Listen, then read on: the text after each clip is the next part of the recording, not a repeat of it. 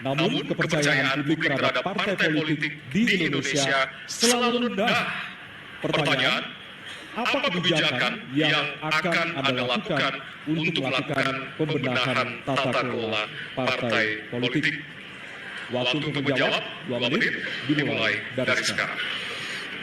Saya rasa lebih dari sekedar partai politik. Rakyat tidak percaya kepada proses demokrasi yang sekarang terjadi. Itu jauh lebih luas dari sekedar partai politik. Ketika kita bicara demokrasi, minimal ada 3. Minimal 3 nih. Satu adalah adanya kebebasan berbicara. Yang kedua, adanya oposisi yang bebas untuk mengkritik pemerintah dan menjadi penyeimbang pemerintah. Yang ketiga, adanya proses pemilu, proses pilpres yang netral, yang transparan, jujur, adil. 3. Dan kalau kita saksikan hari ini, 2 ini mengalami problem. Kita menyaksikan bagaimana kebebasan berbicara menurun, termasuk mengkritik partai politik. Dan angka demokrasi kita menurun, indeks demokrasi kita. Bahkan pasal-pasal yang memberikan kewenangan untuk digunakan secara karet kepada pengkritik, misalnya Undang-Undang ITE atau pasal 14, 15 Undang-Undang Nomor 1 tahun 1946. Itu semua membuat kebebasan berbicara menjadi terganggu. Yang kedua, oposisi. Kita saksikan minim sekali adanya oposisi selama ini. Dan sekarang ujiannya adalah besok. Bisakah pemilu diselenggarakan dengan netralitas, dengan adil, dengan jujur? Ini ujian ketiga. Jadi, persoalan demokrasi kita lebih luas dari segala persoalan kepada partai politik. Nah, bagaimana untuk partai politik sendiri? Partai politik perlu mengembalikan kepercayaan. Tapi di sini peran negara. Menurut saya salah satu masalah yang mendasar, partai politik ini memerlukan biaya. Dan biaya politik selama ini tidak pernah diperhatikan di dalam proses politik.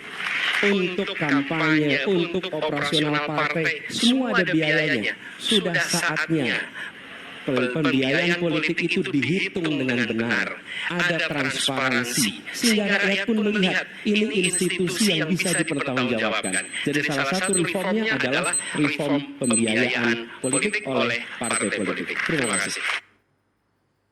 Cerdas, siapa yang cerdas nilai sendiri.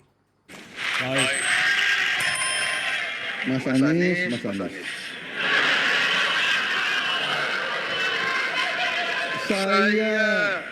Saya berpendapat Mas Anies ini agak berlebihan.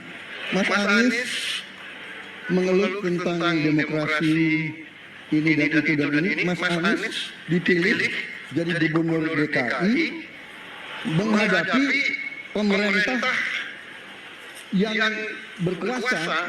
Saya yang mengusung Bapak.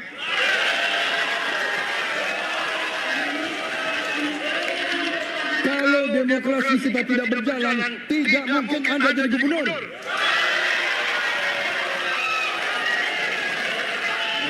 Kalau Jokowi diktator, Anda tidak mungkin jadi gubernur. Ini pengkhianat goblok, tua broon mampus. Saya waktu itu oposisi, Mas Anies. Anda ke rumah saya, kita oposisi, Anda terpilih. Waktu habis, Bapak. Harap tenang. Bapak Prabowo. Ya. Terima kasih. Ketika kita menghadapi sebuah proses demokrasi, di situ ada pemerintah dan ada oposisi. Dua-duanya sama terhormat.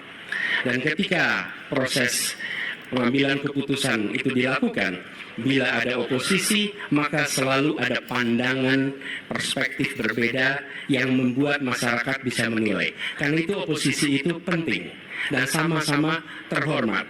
Sayangnya, tidak semua orang tahan untuk berada menjadi oposisi. Okay? Seperti sampaikan Pak Prabowo tidak tahan untuk menjadi oposisi. Apa yang terjadi? Beliau sendiri menyampaikan bahwa tidak berada dalam kekuasaan membuat tidak bisa berbisnis, tidak bisa berusaha. Karena itu harus berada dalam kekuasaan. Kekuasaan lebih dari soal bisnis, kekuasaan lebih dari soal uang, kekuasaan soal kehormatan untuk menjalankan kedaulatan rakyat. Coba guys, nilai sendiri. Siapa yang cerdas, siapa yang goblok. Anda nilai sendiri. Anda habis, Bapak. Kami mohon sekali lagi kepada para hadirin yang berada di halaman KPU. Ditahan dulu. Baik, Pak Prabowo. Bapak Prabowo. mohon maaf. Waktu sudah habis. Waktu sudah habis. Ya. Salah satu pilar penting demokrasi adalah partai politik. Namun kepercayaan publik terhadap partai politik